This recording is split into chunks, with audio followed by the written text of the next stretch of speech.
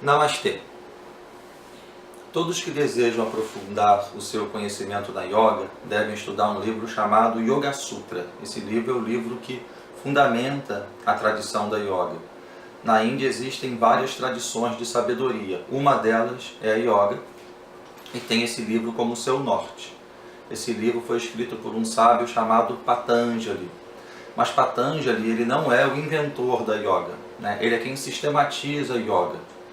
Na literatura védica, existem muitos livros que citam Yoga, que falam sobre Yoga. Ele pega todo esse conhecimento, organiza e sistematiza e cria um método. Então esse livro pode ajudar a gente a entender o que é Yoga. Logo no início do livro, ele define Yoga como estado. É importante que a gente saiba que a gente pode definir Yoga como estado ou como método para alcançar esse estado. E quando ele define Yoga como estado, ele diz assim: Yoga Chitta Vritti Nirodha. Isso é, Yoga é a cessação da agitação mental. A palavra Yoga pode ser traduzida por união, por integração, né? União do ser humano com Deus, união da consciência individual com a consciência universal. Mas essa definição, por mais assertiva que ela seja, ainda assim ela é muito subjetiva. Mas quando a gente fala em Yoga como a cessação da agitação mental, a gente tem uma definição mais objetiva, né, daquilo que a gente está buscando quando pratica Yoga. Todo praticante de Yoga, independente do método que escolheu, da linha que segue, está buscando aquietar a mente. Daí surge uma definição muito interessante para Yoga, como estado. Yoga é a experiência extraordinária que acontece quando a nossa mente se aquieta. Quem somos nós no estado sem pensamentos? A gente não pode imaginar o que seja isso. Se a gente não pode imaginar, a gente não pode falar, porque a fala é uma expressão dos pensamentos. Por mais que essa definição ainda tenha alguma subjetividade, né, traz para a gente algo mais concreto. Eu pratico para aquietar a minha mente e para perceber aquilo que eu sou quando a mente está totalmente silenciosa. Então é assim que nós encontramos a definição de Yoga logo no segundo verso do Yoga Sutra. Yoga é a aquietação das ondas mentais. Então nós praticamos sempre com esse objetivo. E no segundo capítulo, Patanjali nos oferece um método para que a gente atinja esse objetivo. O nome desse método é Ashtanga Yoga. Ashtanga quer dizer 8 membros. Então, os 8 membros do Yoga. Agora, Yoga como método. O primeiro desses 8 membros chama-se Yamas, que tem relação com uma conduta ética. São 5 yamas: não violência, não mentir, não acumular, não roubar e ter uma conduta sexual saudável. É interessante que a gente pode entender, no primeiro momento, que esses 5 yamas, eles possibilitam uma convivência fraterna entre os seres humanos. Isso faz parte dos objetivos deles, sem dúvida. Imaginem uma sociedade onde as pessoas não roubam, não mentem, não são violentas, não acumulam e têm a energia sexual controlada.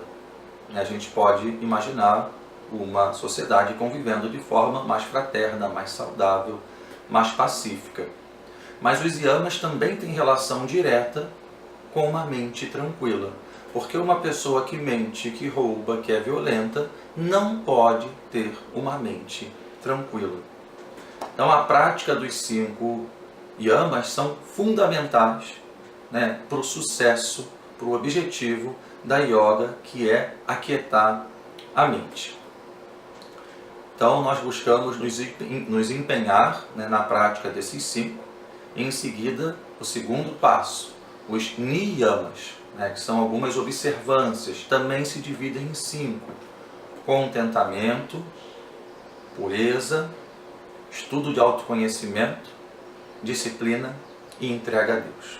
Esses são os 5 niyamas. Algumas pessoas dizem que os yamas é uma conduta para fora, né? E os niyamas é uma conduta já mais interna. Então eu faço esses votos, né, de me contentar com o que eu tenho no momento presente, no aqui e no agora. Aceitar as coisas como elas são. Eu faço esses votos de manter a minha mente pura, a minha fala pura, a minha ação pura. E o que define, né, o que é puro, o que é certo, o que é errado, são os livros sagrados. Então, Swadhyaya significa estudo de autoconhecimento. Através da sua tradição espiritual, né, daquela que tocou o seu coração, que faz sentido para você, né, você busca esse esclarecimento. Né, como fazer para conhecer a própria essência. Então a gente se empenha nesse estudo de autoconhecimento. Mas depois que a gente estuda, é importante que a gente pratique aquilo que a gente aprendeu. Daí a importância de tapas, da disciplina. Muitas vezes a prática da yoga tira a gente da área de conforto. E um dos grandes desafios é sair da área de conforto. Existe uma palavra que vem do latim, né, que na nossa língua se traduz por sacrifício. E geralmente quando a gente fala em fazer um sacrifício, a gente fala com um pesar, né? Parece que é uma coisa difícil. Enfim, é uma coisa que tira a gente da área de conforto. Mas a palavra significa sacro ofício. Então, é uma ação sagrada. Então, aquele livro sagrado que tocou o seu coração, né, que te mostra, né, o caminho para o despertar da consciência, da essência, isso é, o caminho para aquietar a mente, para você perceber aquilo que você é além da mente. Né, quando você entra em contato com isso, muitas vezes a prática disso tira a gente da área de conforto. Então, tapas quer dizer, se disciplina, né, vai adiante, não fica na área de conforto. Age de acordo com a orientação do seu mestre, da linha que você escolheu. E finalmente, Ishvara Pranidhana, que se traduz literalmente por entrega a Deus. Ishvara significa aquele que governa. A gente pode chamar também de consciência cósmica. Vocês sabem que cosmos significa ordem. Existe uma consciência que ordena absolutamente todo o universo. E quando a gente olha profundamente para esse vasto universo, a gente vê que essa consciência é puro amor. No Evangelho de Jesus, por exemplo, nós lemos assim: Deus é amor e quem ama permanece em Deus.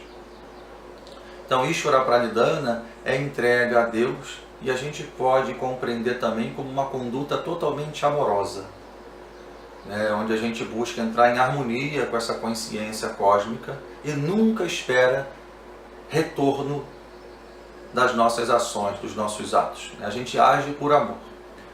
Tudo que a gente faz, a gente oferece a Deus. Assim eu descrevi os 2 primeiros membros de Ashtanga Yoga, yamas e niyamas, que tem relação com uma conduta ética e moral. O terceiro membro é asana, que são as posturas físicas. Muitas pessoas acham que yoga é só isso, que yoga se resume à prática de posturas com algumas respirações. Esse é um membro dentro de 8, de um sistema de 8 membros. Não menos importante, a asana é muito bom, traz muitos benefícios, faz bem para a saúde, faz bem para o psiquismo, mas o objetivo do asana é preparar o corpo para meditação. O objetivo do asana é que a gente consiga colocar o nosso corpo numa condição de firmeza e conforto. A gente nunca deve esquecer o objetivo da yoga, aquietar a mente. Se o meu corpo está muito mole, muito preguiçoso, a minha mente tende ao adormecimento. Se meu corpo está muito tenso, está muito rígido, a minha mente tende à agitação, à turbulência. Então, praticando asana, eu aprendo a colocar o meu corpo firme, mas confortável. Dessa forma eu tenho sempre uma mente clara. E é importante uma mente clara para a meditação, para ver as coisas com clareza, para ver as coisas como elas são. Depois da prática de asana, a gente tem os pranayamas, que se traduz por controle do prana, principalmente através de técnicas de respiração. A gente sabe que a respiração tem uma ligação íntima com as nossas emoções. A pessoa que fica ansiosa respira curto, respira alto, respira rápido. A pessoa que está tranquila faz a inspiração profunda, o abdômen vai lá na frente. E essa é uma via de mão dupla, da mesma maneira que uma pessoa, da mesma maneira que o estado mental e emocional de uma pessoa influencia na respiração, quando a gente intencionalmente muda a nossa respiração, a gente transforma o nosso estado mental e emocional. Então, o nosso quarto membro são os pranayamas, essas técnicas de manipulação da energia vital que se dão principalmente através da respiração. Em seguida, praticamos pratyahara. Pratyahara quer dizer abstenção sensória. Não precisa ser um praticante de yoga para saber o quanto os nossos 5 sentidos agitam a nossa mente. Muitas vezes a mente se distrai através da visão ou da audição, e nós não conseguimos conter. De repente eu estou indo atrás daquilo que os olhos estão vendo e tem algum apego. De repente eu estou repetindo aquilo que os meus ouvidos estão captando.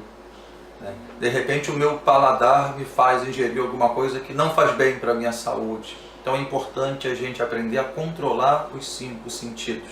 Para isso as práticas de pratyahara. Lembrem de uma tartaruga colocando as patinhas e a cabeça dentro do casco? Quando a gente pratica pratyahara, a gente faz um mergulho para dentro da gente mesmo e se abstém totalmente do contato com o mundo. E isso traz para a gente grande equanimidade emocional. Ajuda a apaziguar todo o sistema e nos habilita para o próximo passo, para o próximo membro, que é a concentração, ou dharana. Esse é um desafio para muita gente nos dias de hoje. Manter a mente concentrada, manter a mente com foco. Geralmente a mente pensa em um assunto, pula para o outro, lembra de alguma coisa que aconteceu, imagina alguma coisa que ainda está por vir. Então, se eu quero uma mente tranquila, é importante que eu aprenda a concentrar a mente. Essas são as práticas de dharana, de concentração.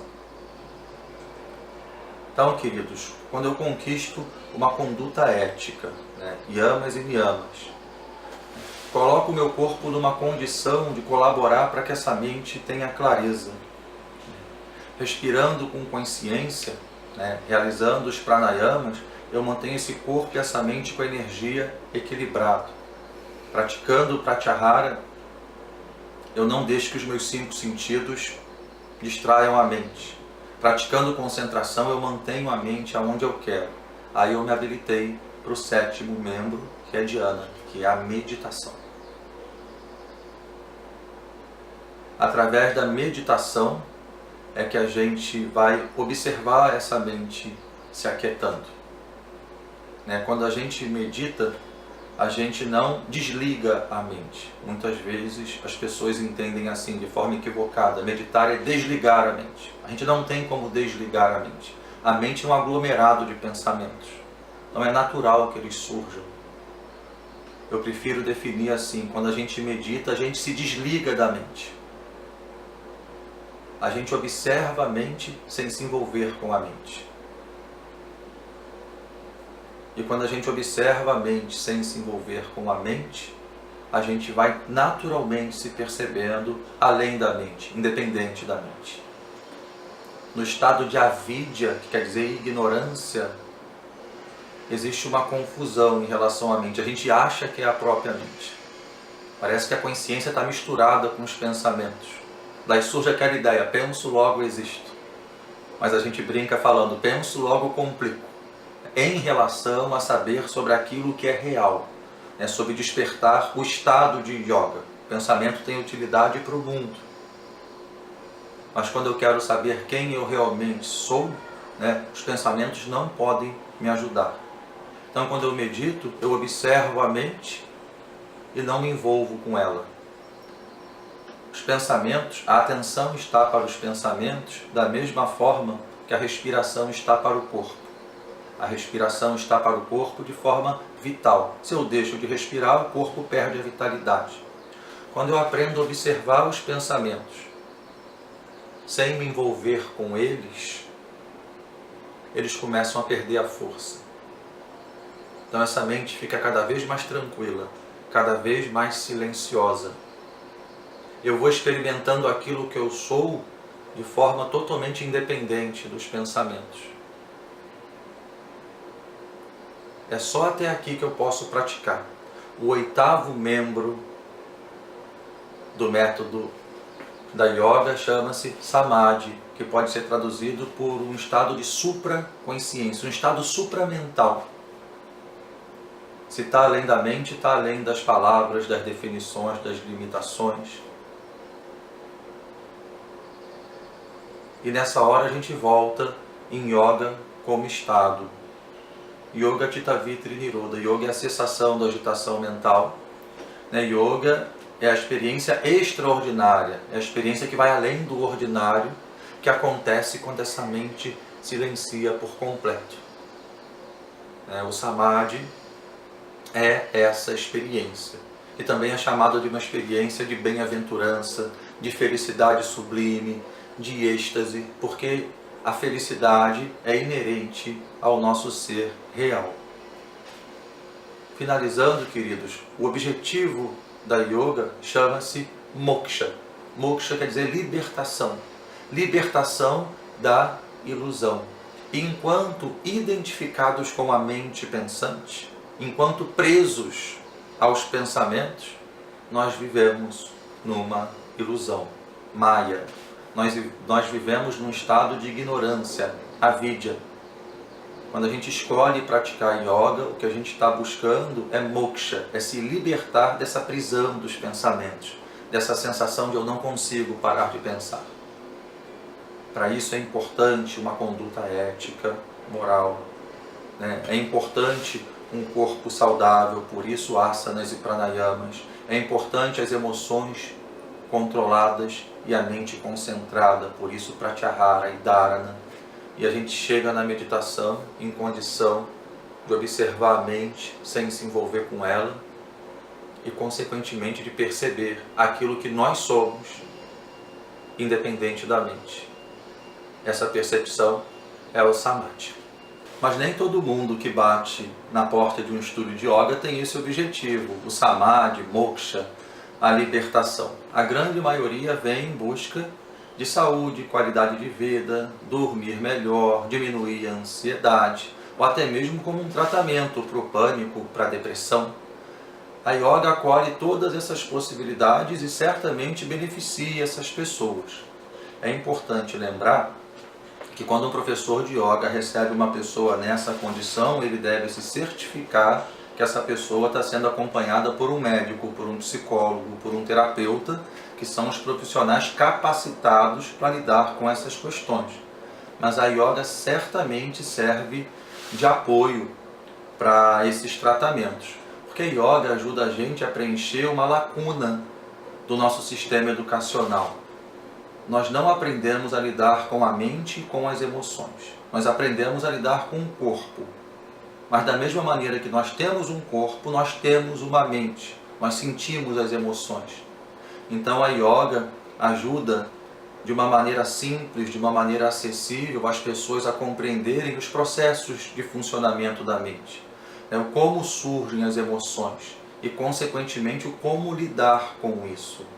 Como lidar com a raiva, com a tristeza, com o medo, como transformar isso, como um processo natural de evolução, de amadurecimento humano. Nós devemos aprender a lidar com essas dimensões da personalidade. Logo, a yoga serve de auxílio também para esses propósitos. Assim, eu convido a todos para praticar yoga. Independente do que você vem buscar aqui, a yoga abre as portas para que a gente atinja aquele que é o objetivo que está por trás de todos os outros objetivos. O objetivo de todo ser humano que é a felicidade. É isso que eu desejo para todos vocês.